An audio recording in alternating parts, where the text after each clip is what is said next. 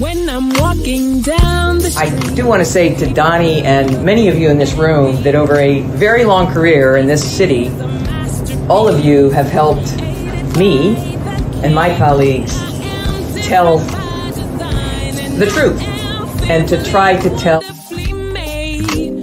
I may not look like you and you me, but my head up. I'm South Carolina, so I just What does this event mean to you, Miss Peggy Mars? Oh, my heart. Happy 20th anniversary. My heart is about loving up on my sisters. Do you know what it feels like to have your sisters in the room? John. And dare to be different and unique. I'm gonna be the best me I can be by letting His glory shine through. I am beautiful, I am blessed, but not just what you see in the flesh. I'm free from people, free from myself. There's The doctor lived next door to the janitor to the reverend and the lawyer. We were together. Now we get so high and mighty that you create stress for your society because you don't like poor black folks either. That's a health problem. Get yourself together so I can stop being taking care of geriatric people and get back to pediatrics. I thank you, Doni, for all you've done. Let's keep doing it all the more.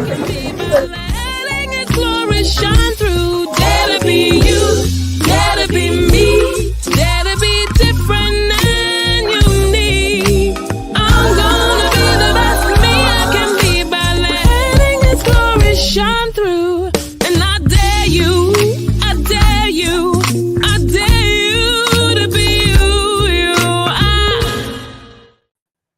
First name's Doni, last name's Glover, in it to win it for the long haul. Baby, I hope that you are well. All right, all right, all right. We here Monday morning. You know, I was looking at the date. Today is February 27th, and I never know how to gauge whether or not we've shared enough Black history. And so today, I'd like to share some Black history with you that you may not know.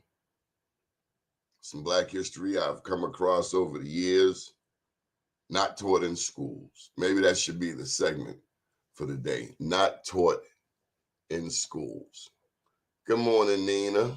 Homegirl, Moreland Avenue in the house. So, get out your notebooks. You may want to take some notes. It's my intention to share some historical facts that many of us just don't know. I wouldn't have known it if I didn't come across it.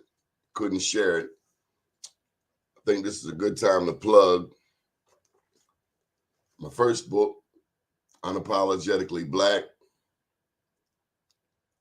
It's biographical in nature. Talk about unconditional love from Sandtown to citywide.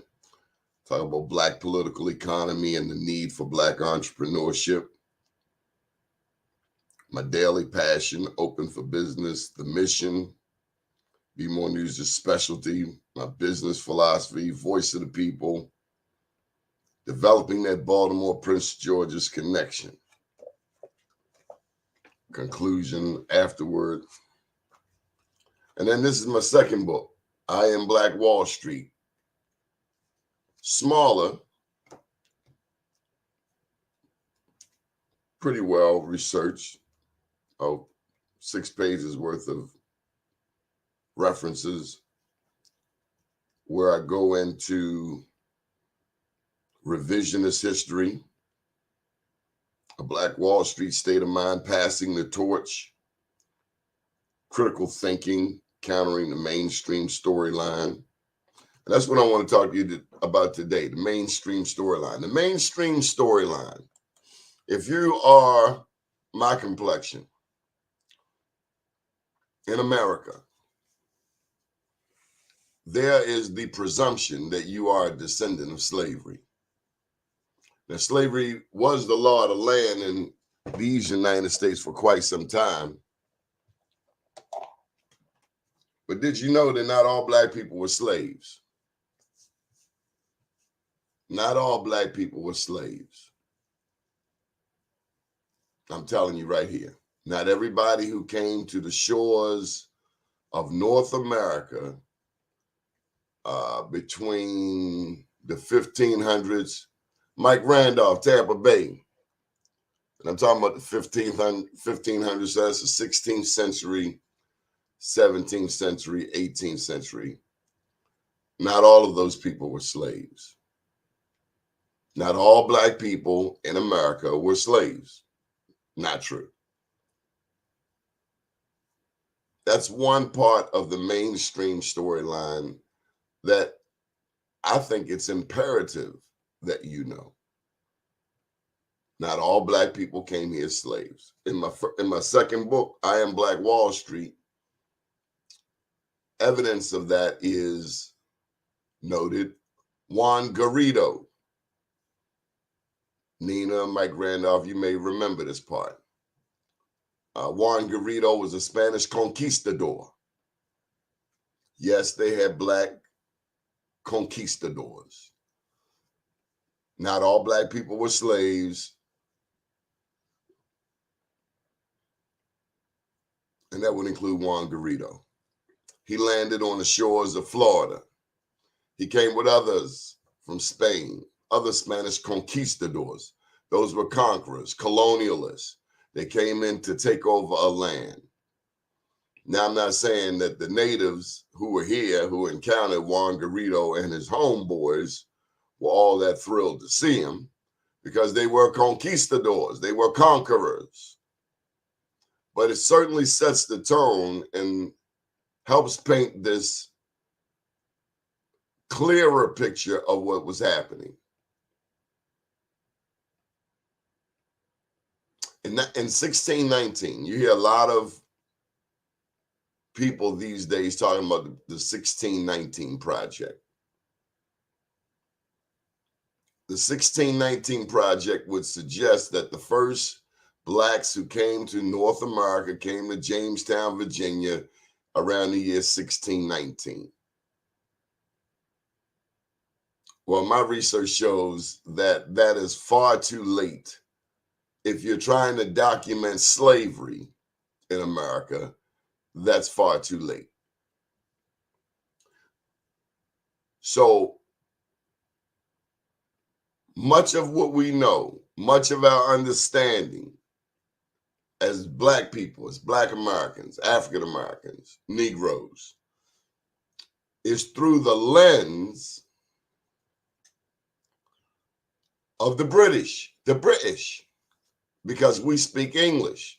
We speak English because however things went down, the people who ended up dominating North America, the United States, were the British, or were derived from the British.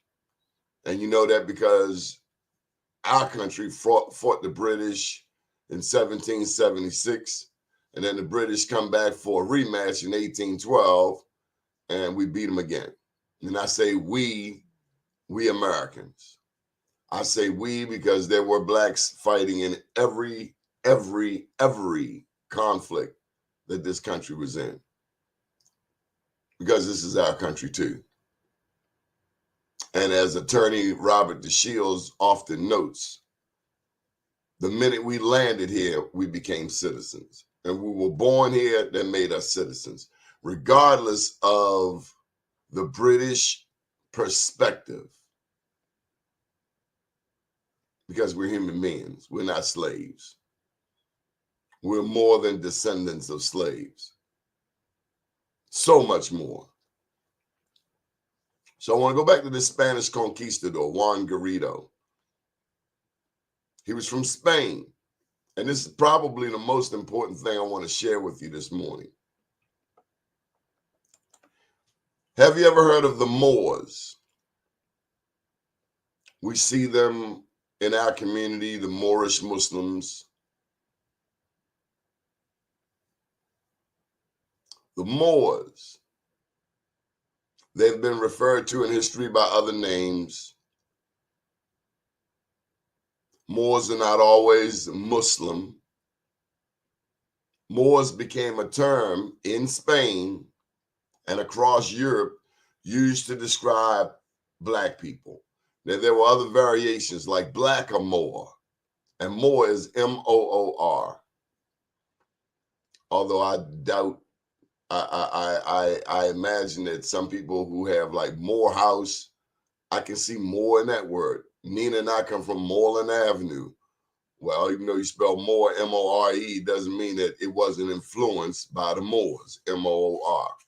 Morehouse, Moreland Avenue, Baltimore. Yes, the Moors, black people, the blackamoors.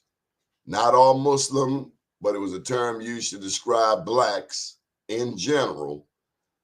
And the first of these Moors were indeed Muslim, Islamic. But on North Africa, on the coast of North Africa, often called the Barbary Coast, named after the Berbers, who were Moors. So these Moors, they leave North Africa. And this is after, Islam had come into the world 600, 700, 800 AD. But the Moors dominated Spain. They dominated Spain, Portugal, which is called the Iberian Peninsula. They dominated this area for 800 years. We were never taught this in school. We were never taught how black people were large and in charge. While just before slavery started, the transatlantic slave trade, roughly the 15th, 16th centuries. So you're talking about the late 1400s. Columbus was his name. Christopher Columbus, who was lost, had a tour guide, Pedro Nino Alonso, Spanish, black man, Moor. The Moors dominated all of that area. Columbus couldn't have made his way across the Atlantic if it weren't for the Moors. They showed him. So 1492, very important year to understand. Columbus asked Queen Isabella and King Ferdinand to finance his trip across the water. He said, I can bring you back gold. I can bring you back riches. How did he know these things? He knew these things because he had been listening to the Moors. Well, Donnie, what happened to the Moors? Well, they were there in Spain and Portugal, the Iberian Peninsula, for 800 years. And there came a time when they left, got chased out, got fought off, all of that. Although they had been in that area for 800 years and they were royalty, the Moors were royalty across Europe. You name the country, Germany, England, Scotland, Britain, France, Spain, the Moors were all throughout. They were royalty. If you don't believe me, I dare you to look up Moors and coat, C-O-A-T, of arms, Moors coat of arms. And you will see the various crests, crests like on the Wimbledon jacket, they got the different crests on there, right on the lapel. The Moors had these crests from every European nation, including Germany. I know, there's all this talk today about the neo-Nazis and the alt-right. Well, you dig deep enough into German culture, you're going to find black people. Did you know that? Yes, black people were all across Europe, and not just during the Moor era. Black people always all over the world, Asia. I found pictures of blacks in China, Japan, and they were not slaves. America will paint a picture like black people have no history. But that's only because America doesn't have much history itself. America's about 400 years old. So how in the world can people who've been on the planet as a nation 400 years have any idea of what was going on before them, especially if it didn't look like them? The truth of the matter is the Moors brought a whole lot to Europe that Europe did not have, including some of its first universities. First universities clearly go back to Timbuktu in Africa. And that's what the world That's what America, that's what Western society never acknowledges, is that the first civilizations come out of Africa. I mean, how could you not? Are you a moron? Unless you're some type of bumbling idiot, how can you possibly think that the oldest people on earth, i.e. black people, as noted by the San Bushman DNA that comes out of Namibia, San, S-A-N, Bushman, go look it up. San Bushman, oldest DNA on earth. Everybody, Chinese, Europeans, Asians, I know, redundant. Everybody comes out of Africa. Oldest DNA, look it up. San Bushman, oldest DNA. Every human being on earth can chase their DNA back to the San Bushman. You look at Nelson Mandela. In the face of Nelson Mandela, let Robbie Scott, my Morehouse brother, tell the story. In the face of Nelson Mandela is every race on earth, including Asians. Often it has been said, oh, black people have Chinese eyes. Time out. Wait a minute. Go do your homework. Look up the San Bushman. Nelson Mandela, he had those eyes, tight eyes. So if the oldest DNA comes from there, then black people don't look like Chinese. Chinese look like black people. And if I'm wrong, and my collar is where you belong. So the Moors, they dominated Europe 700, 800 years. And one of the last things to happen was, as the Moors were being chased out of Spain, because finally Spain able to stand up like a big boy, get on its feet. And mind you, Spain and Portugal were the first to do this exploring. Why? Because they were beneficiaries of the knowledge that the Moors had. The Moors taught them about shipping. I remember taking a class at Morgan State University by a dizzy white professor who wanted to tell me that the first civilizations on earth were Greek. And it's like, you idiot. And that's what burns me up sometimes going to an HBCU. You will come across dumb professors who want to try to tell you on a black campus about what black people didn't do. And it's like, go sit down, son. Who put this fool in charge? But they do. They get in charge and they try to promote dogma that is so much a lie. So the last of the Moors was living in the Alhambra, Alhambra, H-A-M-B-R-A. Look it up. In Spain, the Alhambra, big old palace.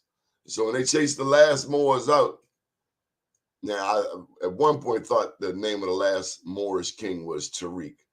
And I've wrestled with that because I've seen other names.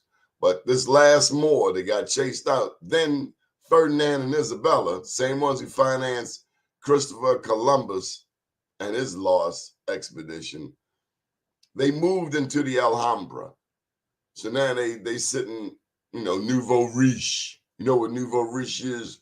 Newly rich. French, nouveau riche. Nouveau, new, rich, newly rich. And that's what the whole European thing was. They wanted to go to different lands because, frankly, what was there in Europe? I'm waiting. What was there in Europe? When the Moors left, so much of the culture had left. But nonetheless, I'm not saying it didn't have any culture. That's like taking black people out of America. Who y'all gonna imitate now?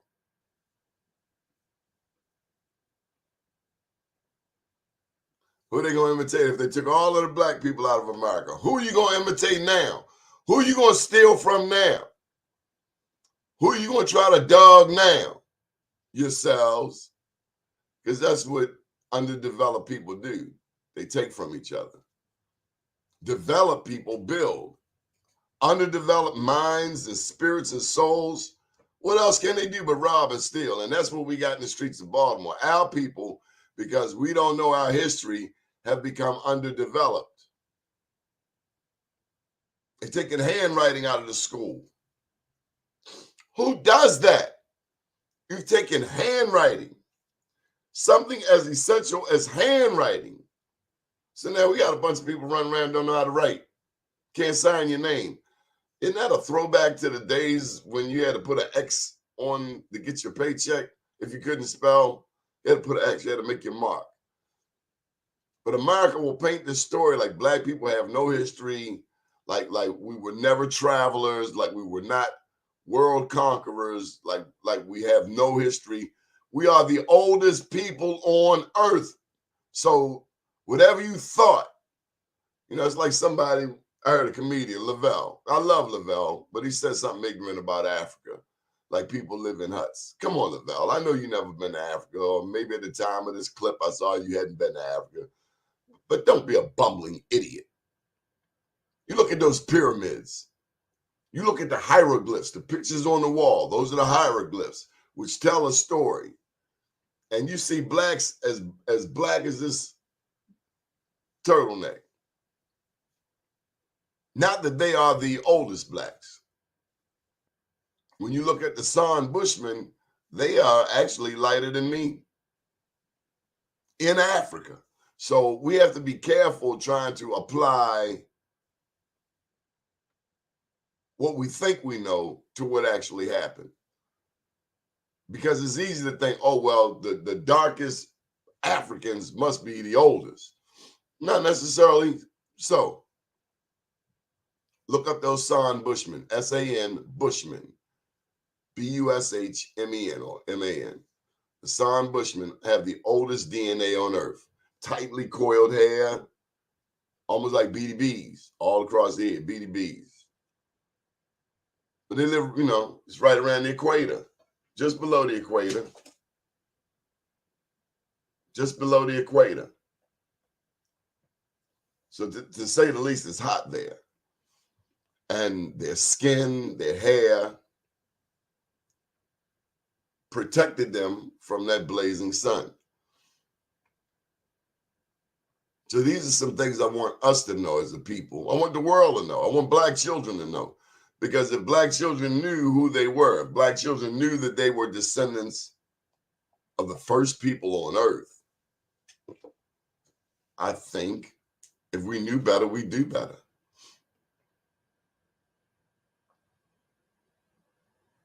So not all of the black people who came here as a result of the transatlantic slave trade, sometimes called the Mayafa, were slaves. Sadly, some blacks owned slaves in America. It's one of the most despicable stories I've ever read about a black man owning slaves in America, but it happened, sadly. And you still got black people owning slaves. When I think about the drug dealers, I was watching Godfather of Harlem last night. Good for Bumpy Johnson. It's good that you became the kingpin, but around season 3, they start talking about the effects of selling all that dope in your neighborhood. You've created addicts. I don't particularly like the term junkies, but whatever is motivational to you, if you happen to be suffering from cocaine addiction, heroin addiction, crack addiction, whatever is necessary for you to overcome that, by all means. But we celebrate drug dealers in our culture. We celebrate Jay-Z. In his storyline, he talks about when he sold dope, coke, drugs. But let's not forget, people, these are not heroes. If you're selling heroin, cocaine, and crack to your own people, you're a goddamn terrorist. Don't paint it up. I've tried checking out a new artist, J. Cole, this weekend. I clicked the first song on YouTube. And he right back talking about busting people's heads. No, he's the very first words, lyrics that I heard. I only heard one song. I'm very new to J. Cole. But I'm hearing the same storyline. Everybody want to be bad. Who knows if they can actually fight? We went to Lamel, 29. You go running your mouth, you had to fight. You had to back up your words. Not today, people pull out a gun. That's a sucker where I come from. Because a punk without a gun is a man, but once you get in that jail cell, you ain't got no gun. Now what you gonna do? So thank you to the terrorists in our community that we mistakenly revere. If the only way you can get your money is selling poison to your own people, then you're a traitor. You're worse than Trump to black people. Especially if you have accumulated a certain amount of wealth and you've done nothing to go back and fix a problem that you exacerbated with your selfishness and greed. So we want to thank you, you and your ignorant ass self, for selling dope, coke, and rock to your own damn people. You're not a hero. You're an enemy of the people. Don't be talking about you represent black people. No, you represent drug dealers. And you get no props in this book. We had one drug dealer in Baltimore. He would go on television and speaking engagements and tell everybody he sold $1 billion worth of dope.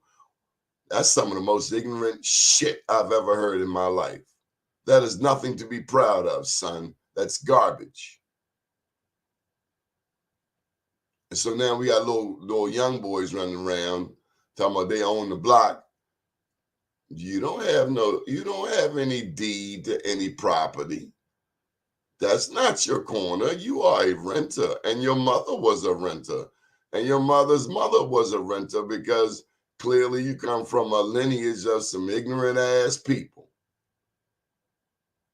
Now, you want to talk about the black people that moved to me and Nina Street in the 1950s when white people still lived on Moreland Avenue just south of Coppin.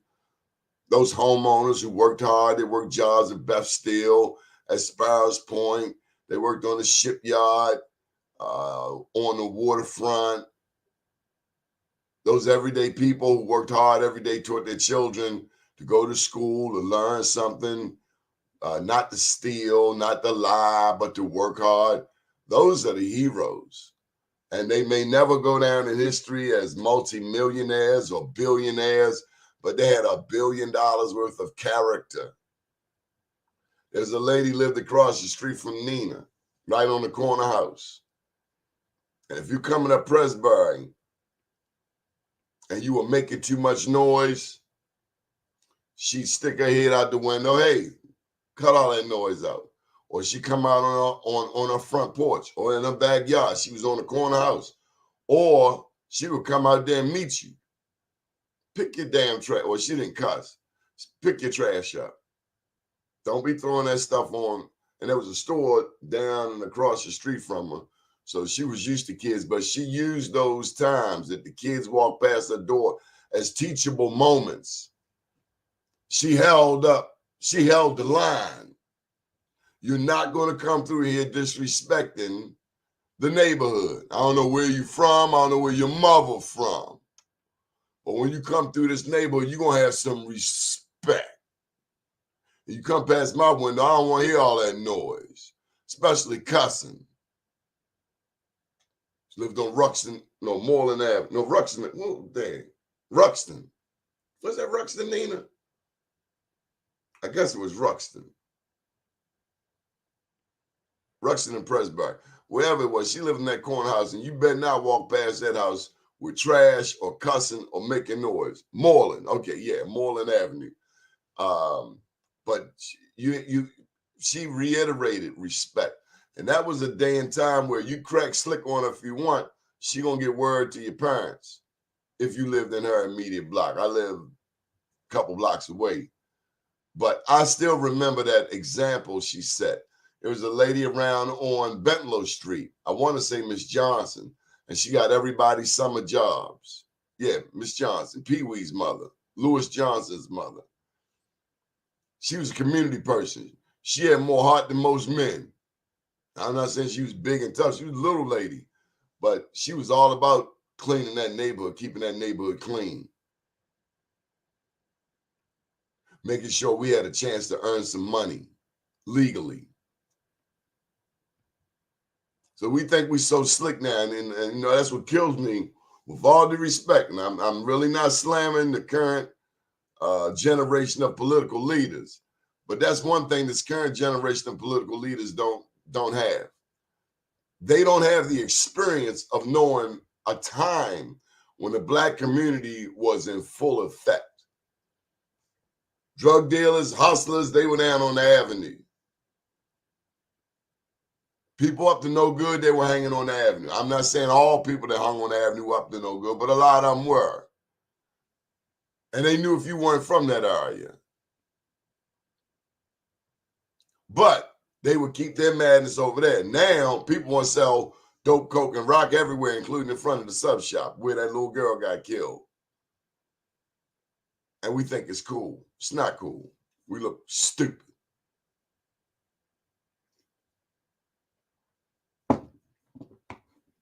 So the Moors, they came out of North Africa. They were Muslim. They took over the Iberian Peninsula, Spain and Portugal, namely, for 800 years. They expanded culture. They taught the Europeans things they didn't know.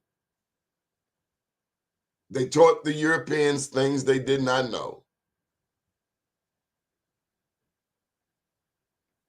including hygiene,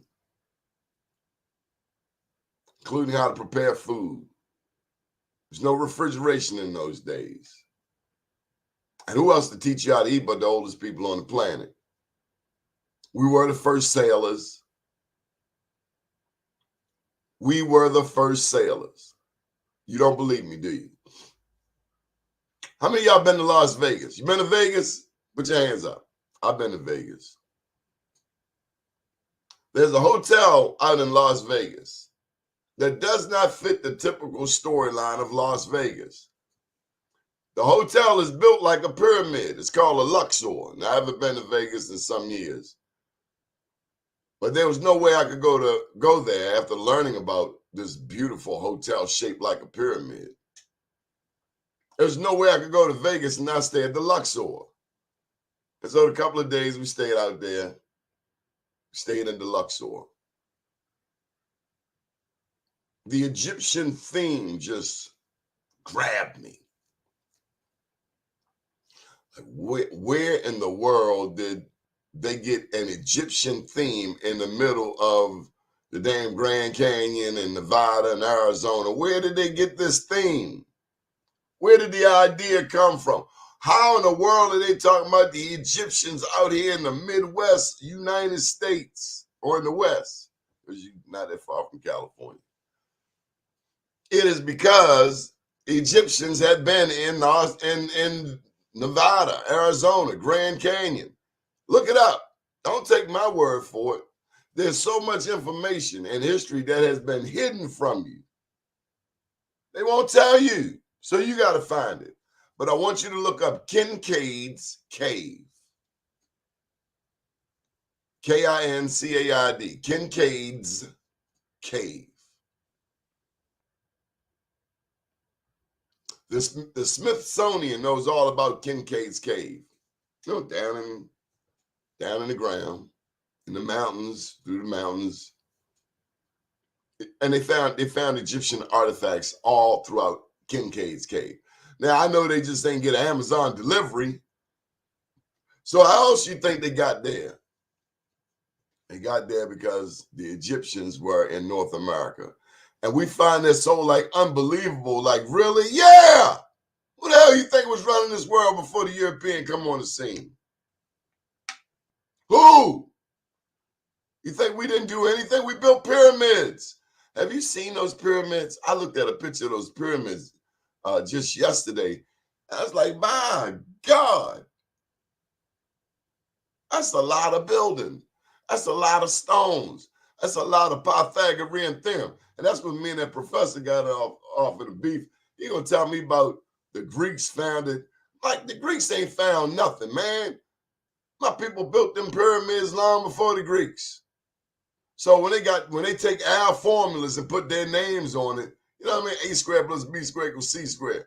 Where do you think they got that from? Black people, Africans. Who built them pyramids? No damn aliens. It was black people. They'd rather tell you that some damn aliens came down from outer space and built these pyramids in Africa than to ever have you think that your people had the mental wherewithal to design the greatest structures ever on Earth. Because that's just how ignorant some people are. But you better know your damn history for yourself, so you don't have no bumbling idiot tell you what your people did and did not do. If you want to challenge me on any of this, just leave your little comment there. If you find anything I've shared with you wrong, leave your comment. You can come on the show, and I'll get off the screen and let you teach the class. I promise you I will. Nina's my witness. So is Michael Randolph. They hear just about every day.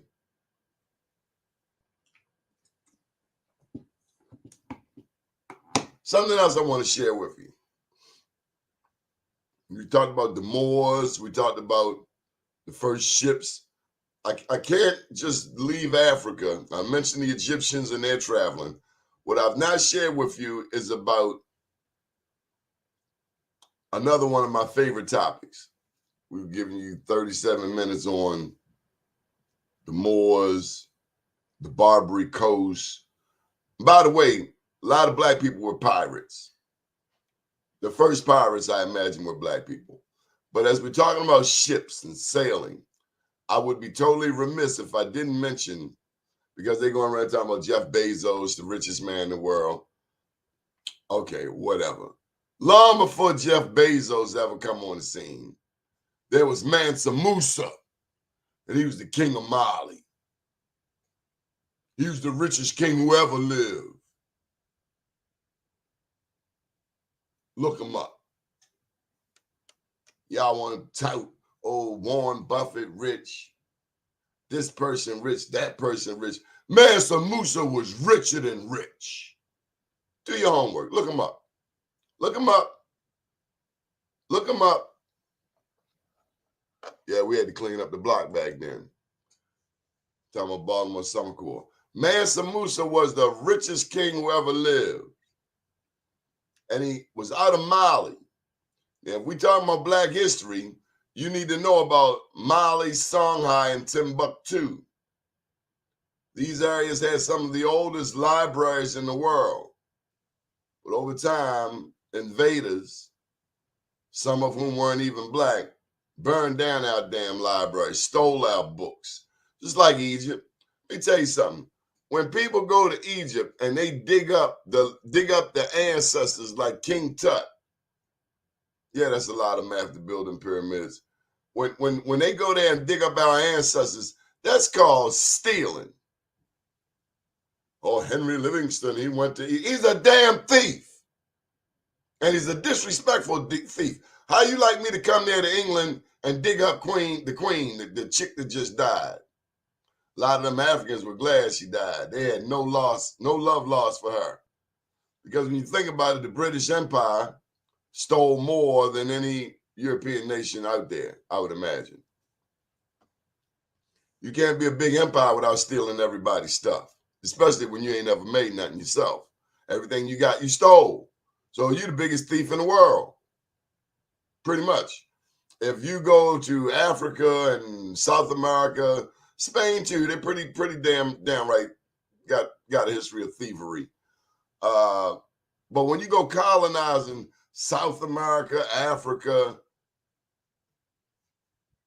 and all you're doing is extracting what you need from these countries and killing anybody who gets in your way, you're a murderous thief. So you don't get no props here. I don't care what Cecil Rhodes did. And I love my black history, but I don't have a lot of respect for Cecil Rhodes. He was a thief. Now, from the Cecil Rhodes, you get Rhodes scholars like Kurt Schmoke, like Westmore. But Cecil Rhodes himself, he was a damn thief. Don't you get it twisted. I'm glad he gave back some money for education after he'd killed all my black people. But Cecil Rhodes himself was a damn thief. And he come up with this thing about the white man's burden. Like the white man's burden is to educate black people. I don't need you to educate us. It's like my great-great-great-grandson trying to tell me something. Really? Go sit down, son. So I also want to share with you, Pharaoh wishes you all a happy Black History Month.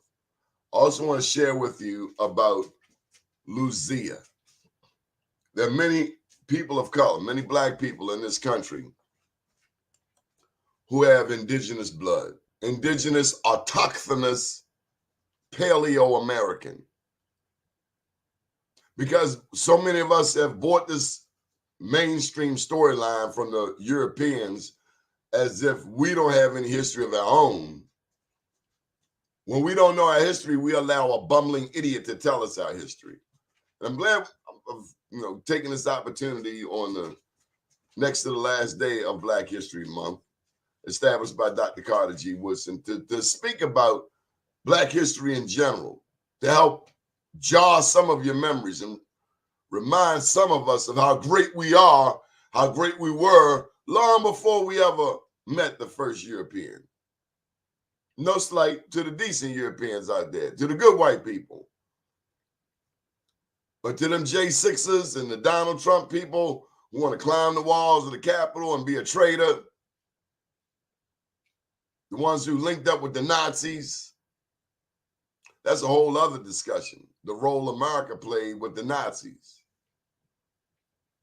Charles Darwin, survival of the fittest. His cousin, Charles Galton. Charles Galton's mentee, what's her name? What's the chick name? Margaret Sanger, the one who said that Black people are like weeds and need to be exterminated. These are the people that came up with abortion. But that's another discussion for another day.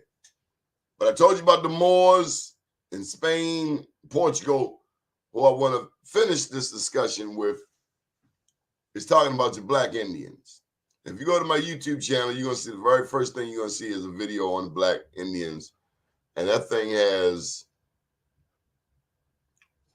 32,000, almost 32,000 hits, about 5 years old.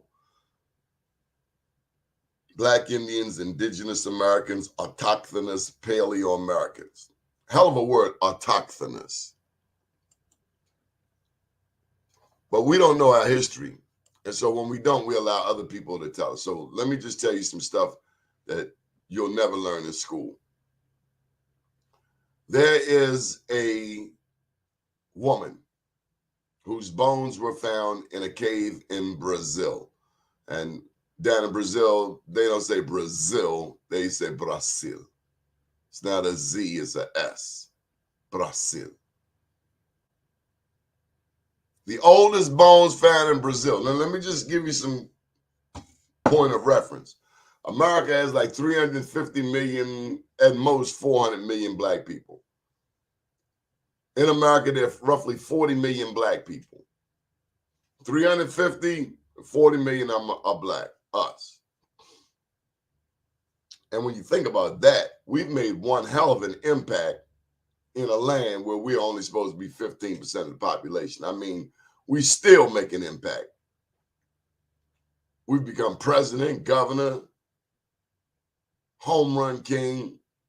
Sadly, some become dope lords. But we're so much more than that. We built this country. 15% of the people. Very influential. Black people, give yourself some credit. Matter of fact, pat yourself on the back for not having to smack the puppy crap out of some of these fools out here. But many of us have indigenous roots. My father would tell me about his grandmother, Molly Morton. He said, boy, she could carry a bucket of water on her head and one in each hand and never spill a drop. God, I wish that man was here so I could pick his brain. Molly Morton was her name. When you look at her picture, she's real stoic. She's sitting up there, hands crossed like that. Real proud. Come to find out she was a Blackfoot Indian. I imagine there was some Black and some Black people and some Indian, and they got together. So you got, but many of our people have, many of you, your grandmother told you, my great-grandmother this, she was this, she was that. And we tune it out. We tune it out because America is not accepting. America doesn't provide a comfort for us to talk about these things. Skip Gates, Henry Louis Gates. I'll never forget I heard him say, and if you've heard this channel before, this is not new to you. Henry Gates would say that 2 to 3% of black people at most have indigenous blood.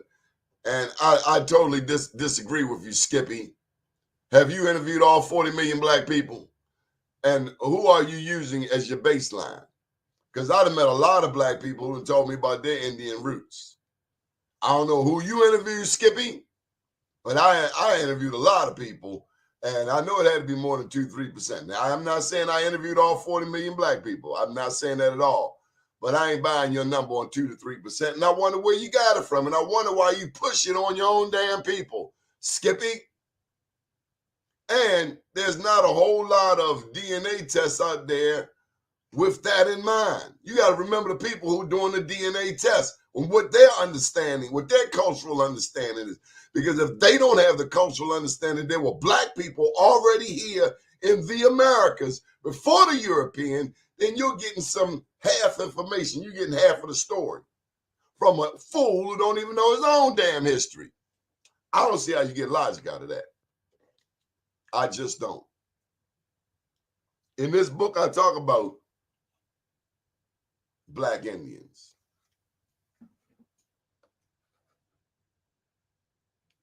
The Michael Randolph, what you putting up here?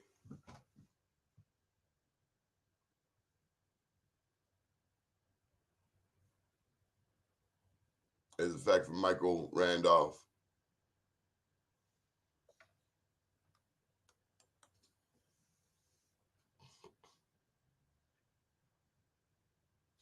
So who I wanted to share with you was about Luzia. Her name is Luzia. Look her up, Luzia. Luzia. When you look up the story of Luzia, it will blow your mind. Luzia. Now, I've heard about the Asian Indians, and those are people who came from Asia through the Bering Strait, down through Alaska, right? Through the Bering Strait, and that's like Russia, across that bit of the Pacific, and might have been ice back then, through the Bering Strait, down into Canada, down into North America. And they say that they've been here 12,000 years old. Well, go look up Luzia. She's been here at least 12 to 14,000 years, and she came by way of Brazil. Her bones are found in a cave in Brazil, 14,000 years old. And when the scientists went to put her DNA back together, they do the DNA test, or they put it in the little time machine and shake it up, and lo and behold, they found out Luzia was 12 to 14. All right, Michael, 12 to 14,000 years old. And you're like, well, damn, I thought the Asian Indians, the lighter skinned ones, I thought they were first here. They might have been first in North America, but that black lady down in Brazil is the mother of Brazil. And Brazil got 100 million black people. And I don't think they were all there as a result of slavery. Now, slavery did start in South America 100 plus years sooner than it started in North America. But in my book, I talk about black people all throughout South America, including the first president of Mexico, first black president of Mexico. Don't believe nothing nobody tell you about your history. I know that's broken English. Don't believe nothing that anybody tells you about your history, including me. Just go look it up for yourself. If you know you got indigenous blood in you, and sometimes, the people with Indian blood, they, have wavy hair, sometimes, but not always. Don't you dare let anybody who don't know their own damn history tell you what yours is. You go do your research. The wavy hair can be a sign of it, but you ain't got to be Indian to have wavy hair. So you got to use your own context clues and piece together your family portraits and pictures, and go look up your own history for yourself. Don't let nobody tell you who you are. You go find out who you are. They want to tell us all black people come from Africa. There were black people already here when the European got here. So if we are descendants of these people who were already here, would that make us descendants of slavery? Would it? Seems more like we descendants of prisoners of war. How you know your ancestors came over here in the bottom of a slave ship? How do you know that? Because somebody told you.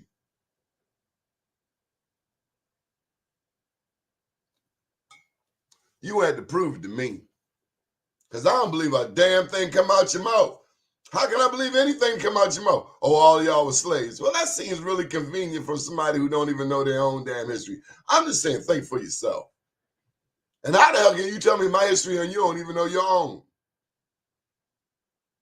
You don't even know about the Moors. The Moors who dominated Europe, beginning in Spain and Portugal for 800 years. You never hear that mentioned. Tell you something else you never hear mentioned. You never hear the Shrine of the Black Madonna mentioned. You never hear it. And I'm getting ready to get real deep on you Christians. Because a lot of us think we're Christians, but that word says, study to show thyself approved unto God. And I want to know how many of you Christians have really done your research. If you are a Christian and you only speak English,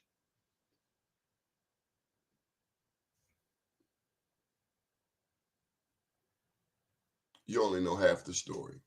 And you know the half of the story that's been told by you by some people who never had your best intention at heart anyway. Ask your preacher.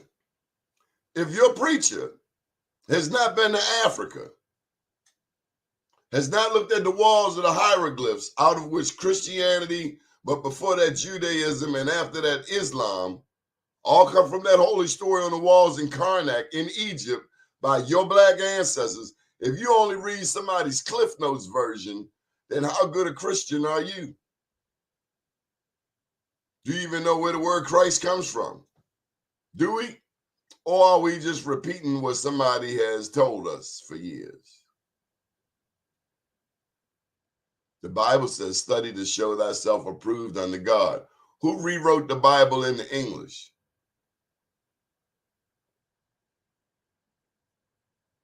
Was the original Bible written in English?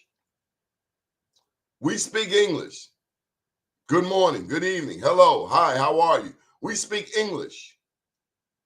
This country is a descendant, so to speak, of the British. Is that the original language that the Bible was in? Now, I know you all know the 66 books of the Bible: Genesis, Exodus, Leviticus, Numbers, Deuteronomy, Joshua, Judges, Ruth, 1st and 2nd Samuel, so on and so forth, Matthew, Mark, Luke, John, the Pentateuch, Jude, and Revelation. I know you know all of that, but is that the original language? Is that the language that Jesus spoke? Was his name Jesus? Because they say it wasn't a J back then. And I ain't trying to get too deep into your religion, but I'm just saying, who taught you your religion and where did they learn it from? Because I thought Jesus spoke Aramaic. Where's the oldest Bible in the world? Go look it up. I got time. The oldest Bible in the world that I found is in Ethiopia. And they speak Amharic, Indimina, Denana. Or if you're speaking to an Ethiopian woman, Indiminish, and she say Dena, you say Denana. That's closer to the original language that the Bible was written in. And so everything you get after that, especially if the Greeks touched it, the Greeks went over there and took their word and rewrote it. You ever wonder how Jesus is white? All of our imagery of Jesus is a white guy. Don't that tell you something? Don't that tell you that your word, your original word, has been touched by somebody else? If you want more information, look up Ashra, A-S-H-R-A, Ashra Kwesi, KWESI. One of the things that I've learned about was the Nicene Council. This is roughly 300 AD. Because we're Christians, right? Many of us are Christians. But we haven't done it. We haven't done our research on what it means to be a Christian. We've taken somebody else's version, watered down version of Christianity and brought it to America. And then you got preachers hooping and hollering, playing with our emotional intelligence, all to get 10%. Where did they get the number 10% from? Did you know the Muslims pay 2.5%? Why are Christians so damn greedy? And how long you have a building fund? Well, anyway, here's my question for the Christians.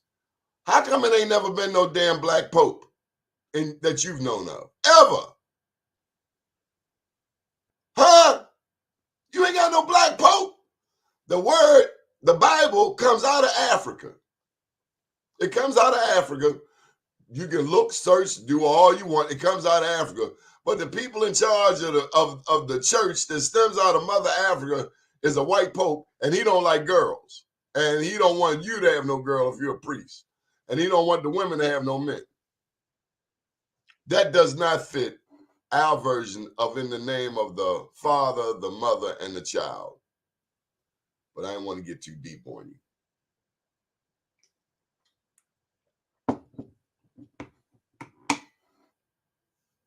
Some cultures don't have a lot of respect for women. So that's why you hear about the father and you don't hear about the mother. But us indigenous people know that the black woman is God.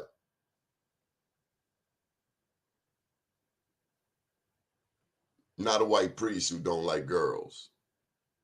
So do your homework, learn about your history. Don't let nobody else tell you who you are. If you're a Christian, you're a Muslim, you're a Jew, then learn the real damn story, because everything come out of Africa, including the Phoenicia Jews in Ethiopia. They are the original. And many of us in this country are descendants of Hebrews, the lost tribe of Israel. You see the cast from the Hebrew Israelites, you know, the ones that came to Kyrie Irving's defense by the thousands. That's why we got to know our own damn history and stop letting other people tell us who we are. But math, all of that, straight out of Africa, first civilizations, first peoples, first histories. Go look up the Dogon, D-O-G-O-N, the Dogon people in Mali, going right back to where Mansa Musa was from, Mali. West Africa was full of empires, kingdoms, not just the one they show you about the Zulu whipping the British hind parts down there in South Africa, which the Dutch Boers come back and later and take all of the gold. How does De Beers own the gold? But the Dogon in Mali, they studied the stars without the use of a telescope. They studied a star called Sirius B. S-I-R-I-U-S, B, capital B. Sirius B. Our people were studying the stars without the use of a telescope. Look it up. Don't take my word for it. Look up everything I've said.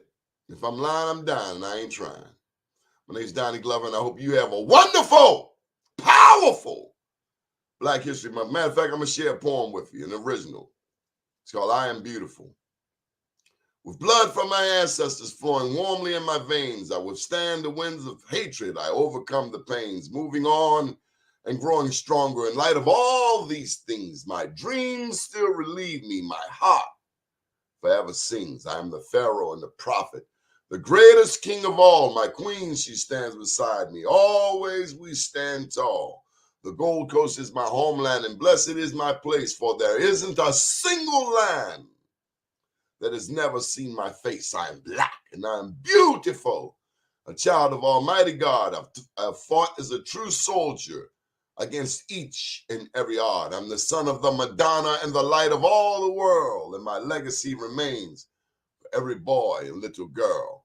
I've flown the skies and sailed the seas and built the pyramids to a T. I've taught medicine to those near and far, and have flown in spaceships to the stars. The hands of time can never erase my ordained, appointed, and sacred place, for God is with me all the way.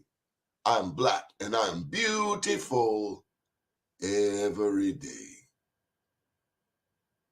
Ashe.